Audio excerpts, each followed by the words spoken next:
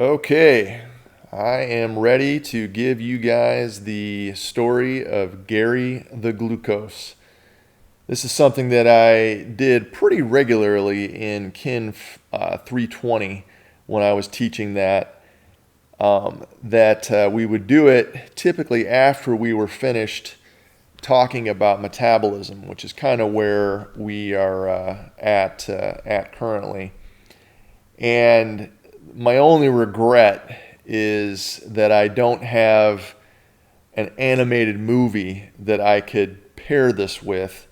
So you guys are going to be just subjected to pictures and video of beagles while this story is going on. Something to hopefully entertain you visually as the story goes. All right. A long time ago, in a galaxy far, far away, Gary the Glucose was born in an apple, hanging from an apple tree. He started off relatively small, grew, and was surrounded by many, many other of his glucose brothers and sisters. And they hung there in that apple, swinging in the breeze, feeling the rain, feeling the water coming up through the apple tree to feed the apple and make it grow, seeing the morning sun come up and warm the apple in order to help make it grow. And Gary was pretty happy for a while, but something in the back of his mind just sort of gnawed at him. He was pretty sure that there was something else that he was supposed to do other than sit and hang from an apple tree and just enjoy the weather as the days went by. And one day it came to pass that an apple farmer came along, and he was picking apples off of Gary's tree, and he happened to pick Gary's apple. And Gary thought, whoa, I am disconnected from my water source. I'm disconnected from my tree. What is happening here? It felt a little unnerving there for a while, but there was also something that told him, hey, something's happening here that's very important. You are moving towards serving the purpose that you were meant to serve. He was put into a bushel basket with a whole bunch of other apples, and the farmer carried that bushel basket back to the farmhouse and set it on the kitchen counter. And pretty soon, the farmer's wife came in, picked up Gary's apple, and Gary was like, whoa, what is happening here? And she rinsed it off, washed it off, wiped it off, and then all of a sudden she opened her mouth, and he's like, oh my God, she is going to bite. And she did. She bit the apple, and Gary felt himself being torn away from the rest of his glucose buddies inside that apple. And the next few minutes were pretty hairy for Gary. Hairy for Gary. I made a rhyme. He was mashed, and he was beaten up, and he was spun around. And he saw these big white objects that were kind of chopping up and down. And he felt like, whoa, I'm being crushed here. But for some reason, it was like not painful. It felt like what was supposed to happen. And pretty soon, he was chopped up into a pretty small, the apple was chopped up into a pretty small form, or the apple bite, I should say, is chopped up into a pretty small form. And it moved towards what looked like he had seen pictures in magazines before of a sphincter. And that sphincter was sort of opening and closing as bits of the apple were going through it. And all of a sudden, his little chunk went through the sphincter, and pretty soon he was in a tube. And the tube was he felt himself descending sort of slowly, not falling like, uncontrollably, but descending. And all of a sudden he popped out of the other end of the sphincter into this big pool. And this pool was full of what looked like something acidic. And he thought, oh my God, I'm going to be burned alive here. But what he realized was that the acidic pool was basically breaking down all of those little apple pieces into its component parts. And all of a sudden he felt completely free. He was completely by himself. He was his own glucose at that point. And he was floating there with a whole bunch of other glucoses, and they kept moving further and further down into this pool, went through another little sphincter, and so he saw a sign that said small intestine. And there was another sign that said absorption occurring. And he felt this powerful force pulling him through the wall of the small intestine. And all of a sudden he popped out the other side and he was flying. He was surrounded in that fluid. It was a red fluid, and there were a whole bunch of what looked like sort of circular disc red objects that were carrying something that was labeled oxygen.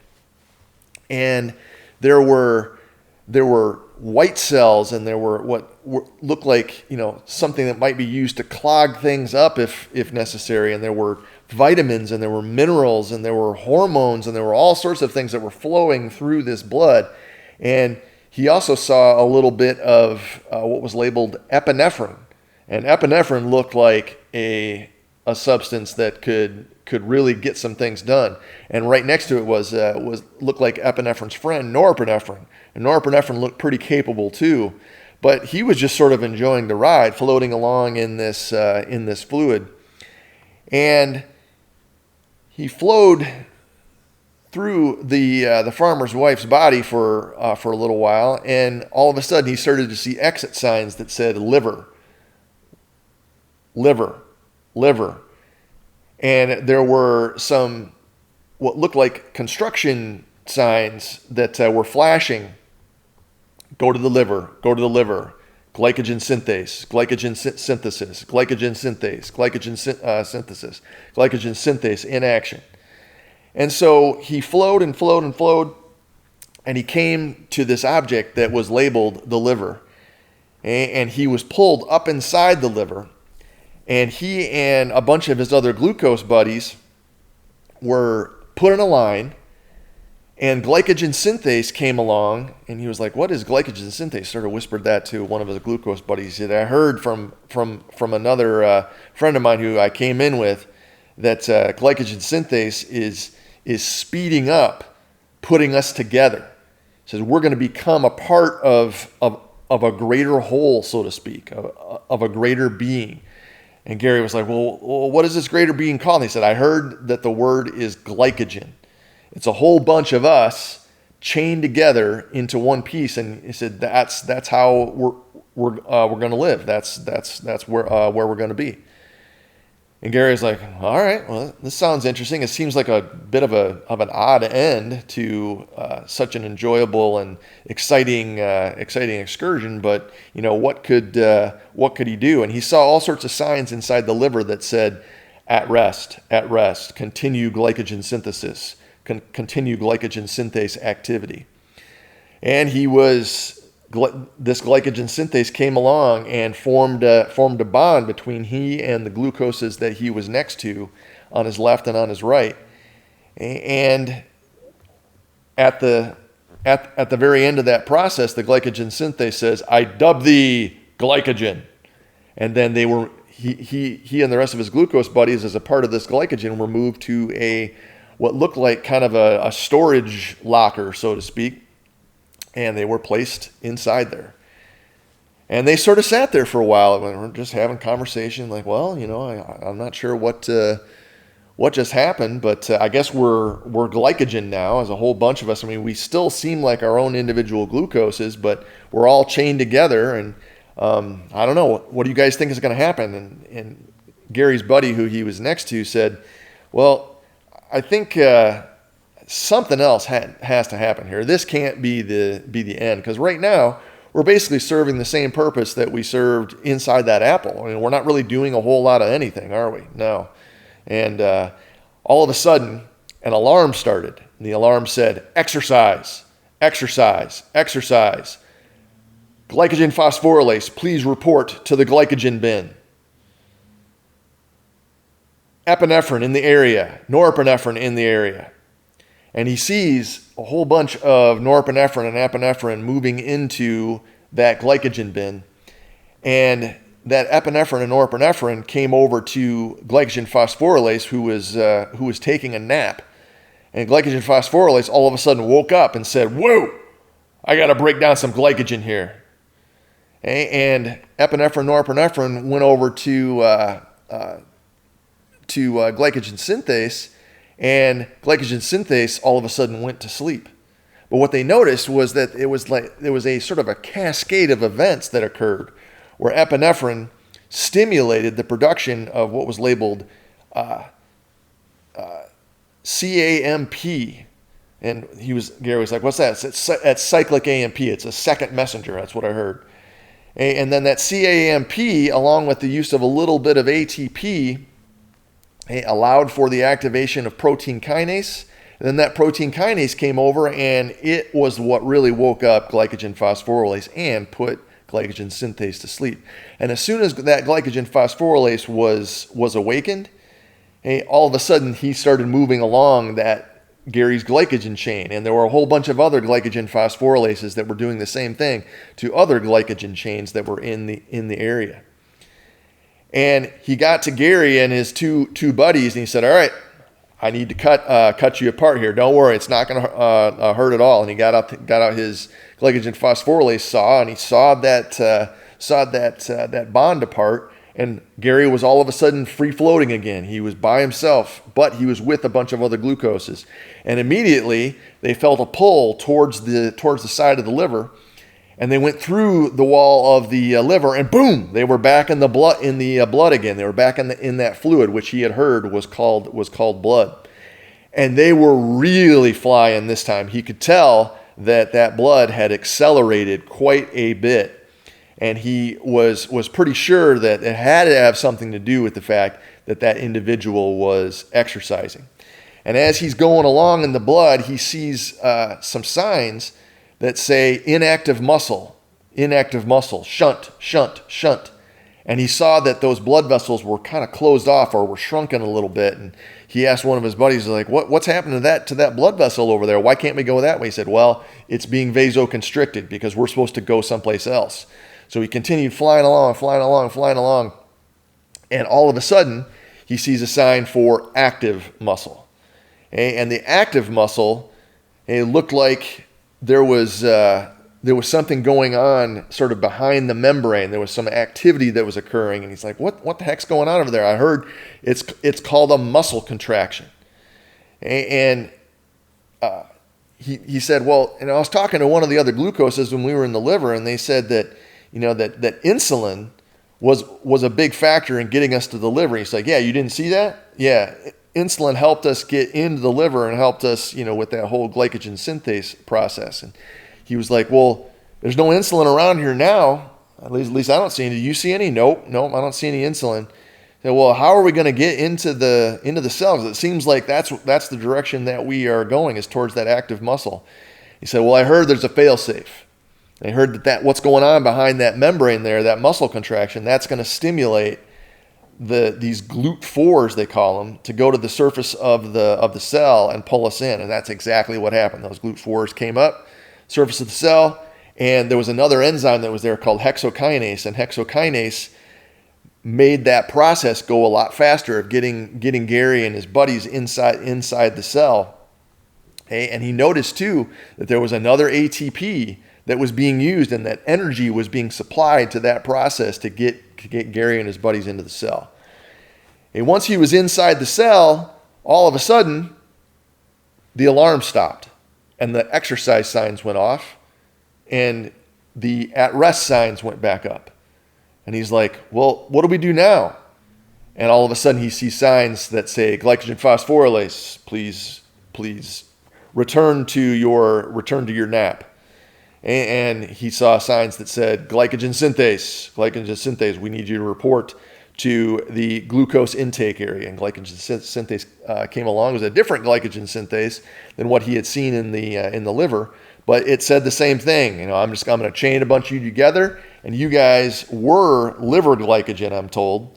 Now you are muscle glycogen. We're going to store you in here until you're needed. It's like, well, needed for what? Like, well, at some point, this person's probably going to be physically active again, and then you might get used in that circumstance. Like, okay, fair enough. Okay, so they got chained together, and they got put into another storage locker with a whole bunch of other glycogens, and that storage locker was piled pretty full. And they were all, again, hanging out in there, just, sort of shooting the breeze, thinking, well, we've had a couple of trips through the blood, and there's a lot has happened, but it still doesn't feel like we've done anything. And everybody kind of agreed that, yeah, there's got to be something else. So they sat there for a while, and, we're just having pleasant conversation. All of a sudden, the alarm goes off again. And the at-rest signs went off, and the exercise signs came up. And all of a sudden, glycogen phosphorylase got summoned back down, and it was activated by epinephrine and norepinephrine. That whole cascade of events occurred with protein kinase activating glycogen phosphorylase, and he saw that glycogen synthase was once again laid down for a nap, and glycogen phosphorylase came along. There was a whole bunch of them that were working, and they were breaking those bonds. And Gary asked, "Hey, phosphorylase, buddy, my man, where are we going now?" And glycogen phosphorylase said, well, you're headed to glycolysis because this person needs some ATP. The farmer's wife needs some ATP. Like, ATP? Like, what is that? I say, well, that's the sort of the energy currency of the cell, and you're going to be broken down to make that ATP. And Gary was like, what? Broken down? Are you kidding me? He's like, hey, Gary, once it happens, you're going to feel so much better because you are going to finally have fulfilled your purpose in life. So Gary and a bunch of his glucoses were being funneled towards this sort of, it looked like this big apparatus that had a whole bunch of steps on it. And he could see that the very first step, there was an enzyme there called PFK, phosphofructokinase. There was a bunch of PFKs in the area. And the PFK was saying, hey, move glycolysis forward faster. We need to go faster, And Gary all of a sudden was pulled in to this glycolysis apparatus. And he went through a number of steps where things were taken from him, added to him. And then he got to a point where another saw came along and it sawed him in half. And he was like, wait a second, I've always been 6 carbons. Now I'm in 2 3-carbon pieces, but I'm part of this. I'm still myself, but I'm in 2 pieces. And one of the other glucoses that had gotten cut in half was like, yeah, I heard that this is essential so that they can make more ATP out of us. And so the 2 pieces of Gary went through the rest of glycolysis, and a couple of times enough bonds were broken and enough energy was created in order to synthesize ATP. And what he saw was that energy came from him, and it went over to an ADP and a phosphate. And that energy was used to fuse that ADP and phosphate together to make an ATP. And Gary went all the way down to the bottom of glycolysis, and he was sitting there, and all of a sudden he looked down at his chest, and it said pyruvate. And he looked over at himself, his other 3-carbon person, and they said pyruvate. He said, well, what now? He said, well, it all kind of depends on how hard the farmer's wife is working. If she's working pretty hard, we're probably going to be made into lactate as a part of lactic acid. And if she's not working hard, there's a good possibility that we'll be made into acetyl-CoA and dumped into the Krebs cycle. I said, the Krebs cycle? What the hell is that? And, well, I don't know. That's just what I heard. And all of a sudden, signs were illuminated above their heads that said, high intensity, make lactate. And lactate dehydrogenase came along and changed Gary from pyruvates into lactates. And right next to him, there was this thing that was labeled hydrogen ion, H+. And hydrogen ion, Gary, didn't like to, make, snap judgments on people, but hydrogen ion didn't look very friendly. Didn't look like a very good person. But lactate dehydrogenase came along and said, all right, you two are together for a little while. And he put Gary's lactates together with hydrogen ion. He said, all right, you are now officially lactic acid. Gary's like, well, what do I do now? He said, well, there's the possibility that you're going to dissociate.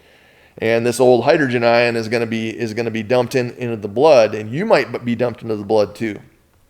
Oh, well, all right.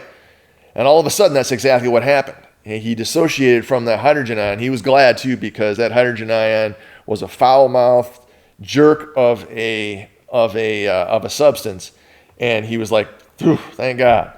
He said, but what now? And all of a sudden, he's in the blood again, and he's racing around. And he went past the farmer's wife's lungs and went into the heart and went through what was labeled as the right atrium and into the right ventricle, and then came into the pulmonary artery.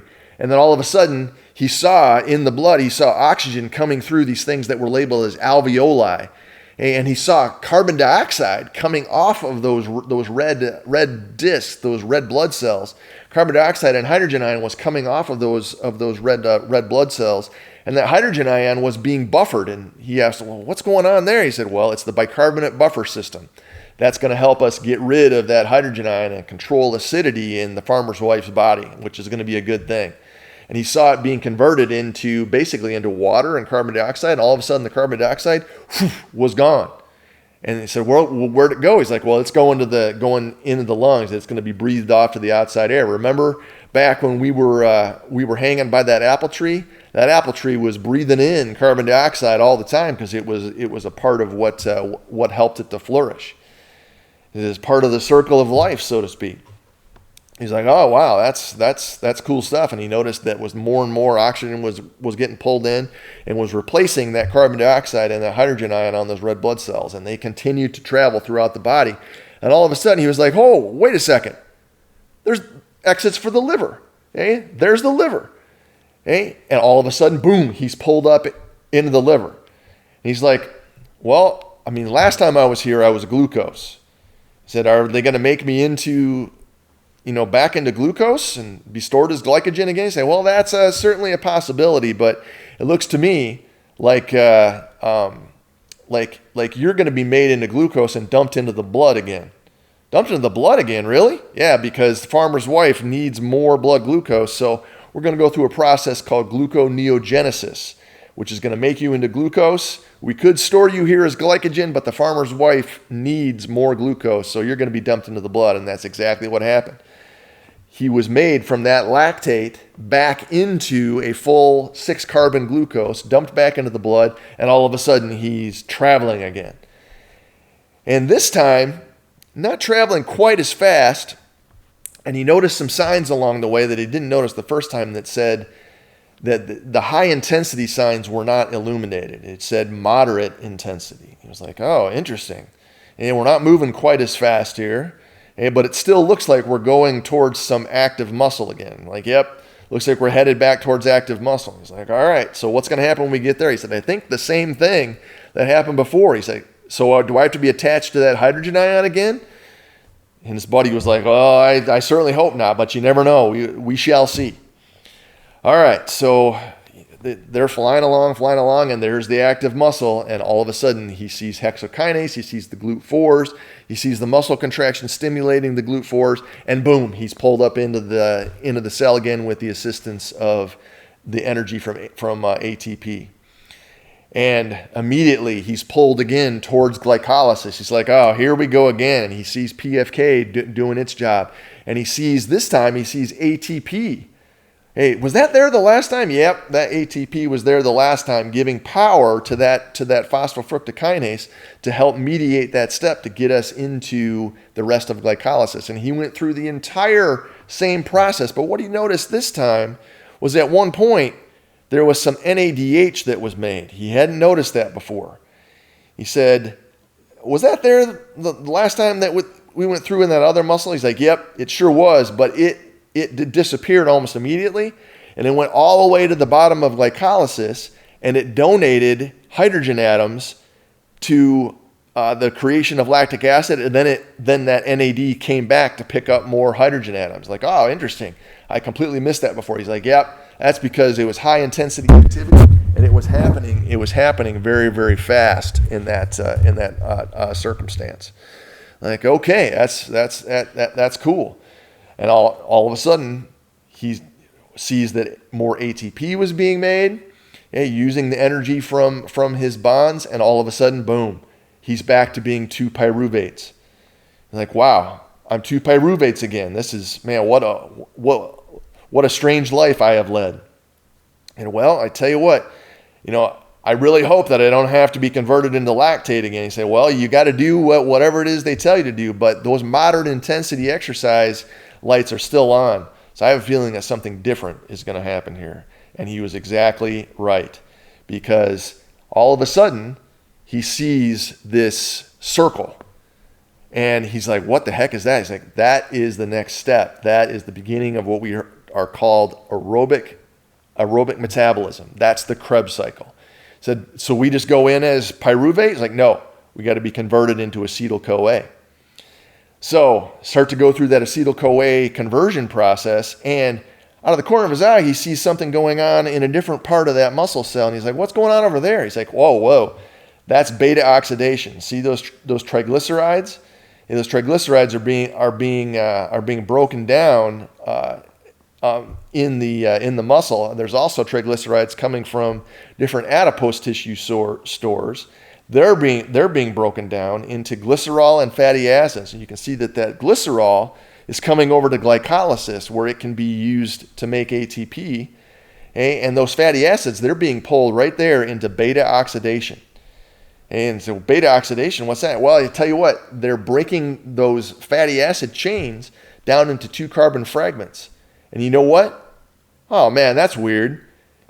Those 2 carbon fragments are becoming acetyl-CoA, just like we are.